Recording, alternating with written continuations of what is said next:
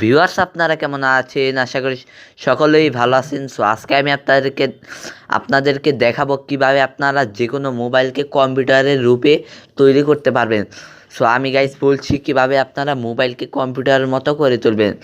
So কথাটা শুনে অবশ্য অবাক হচ্ছেন। সো এটা সম্ভব। সো এটা কিন্তু অনেকেই জানেন, আবার অনেকে জানেন না। সো এর জন্য আপনাকে অবশ্যই একটা প্লে স্টোর থেকে অ্যাপ ডাউনলোড করতে হবে। সো এখন পর্যন্ত যারা আমার চ্যানেলটিতে সাবস্ক্রাইব করেন তারা অবশ্যই একটা সাবস্ক্রাইব করে দেবেন এবং পাশের বেল আইকনে একটা ক্লিক করে দেবেন। সো চলুন ভিডিওটা শুরু করি। সো অ্যাপটা ইনস্টল করার জন্য আপনাকে অবশ্যই প্লে স্টোরে চলে যেতে হবে। প্লে স্টোরে গিয়ে সার্চ দিতে হবে কম্পিউটার লঞ্চার লিখে সার্চ দিলে ফার্স্টে একটা অ্যাপ চলে আসবে। সো অ্যাপটা আপনারা দেখতে পাচ্ছেন।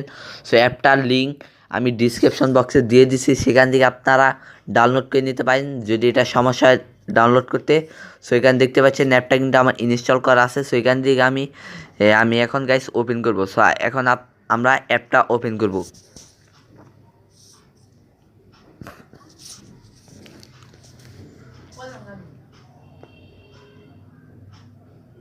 তারপর গাইস সেখানে দেখবেন একটু অপেক্ষা করতে হবে, তাহলে গাইস দেখবেন যে আপনার কম্পিউটারের মতো ইন্টারফেস চলে আসবে।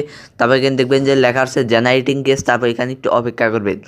এখানে অপেক্ষা করার পর গাইস একটু নিচের দিকে দেখবেন যে ফুল কম্পিউটার মতো কিন্তু আইকন দেওয়া আছে। সব আইকন কিন্তু কম্পিউটারের মতো, এটা কিন্তু গ্যাস ফুল কম্পিউটারের মতো। তারপর গ্যাস নিচের দিকে দেখবেন যে আপনার একটা আইকন যে আছে। সো এটা কিন্তু পুরো কম্পিউটার। সো আপনি কম্পিউটারের সাথে ম্যাচ করে দেখতে পারেন। সো এটা সেখানে দেখতে পাচ্ছেন আপনার সেটিংস দেওয়া আছে। সো এই সেটিংসের মধ্যে আপনার ক্লিক করে দেবেন।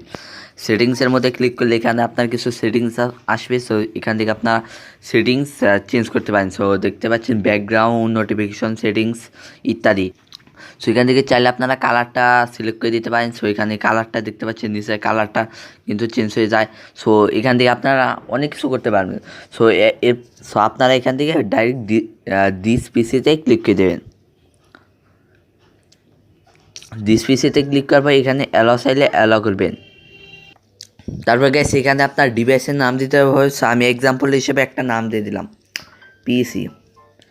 সো এই নামটা দেওয়ার পর এখান থেকে আপনার ডান করে দেবেন। তারপর দেখতে পাচ্ছেন আপনার ডিস পিসি কিন্তু এখানে দেখতে পাচ্ছেন লোকাল ডিস্ক কিন্তু চলে আসছে। So local disk picture video, সেখান থেকে আমি পিকচার সিলেক্ট করলে আমার কিন্তু পিকচারগুলো পেয়ে যাব। সো এইভাবে আপনারা কম্পিউটার মতো আপনার মোবাইলটাও ইউজ করতে পারবেন। সো ভিডিওটি ভালো লাগলে অবশ্যই একটা লাইক করে দেবেন এবং আরও কিছু ভিডিও পাওয়ার জন্য আমাকে অবশ্যই কমেন্টে জানাবেন এবং ভিডিওটি কেমন হলো তা অবশ্যই আমাকে কমেন্টে জানাবেন। সো আজকের মতো ভিডিওতে এ পর্যন্ত। সো নেক্সট ভিডিওতে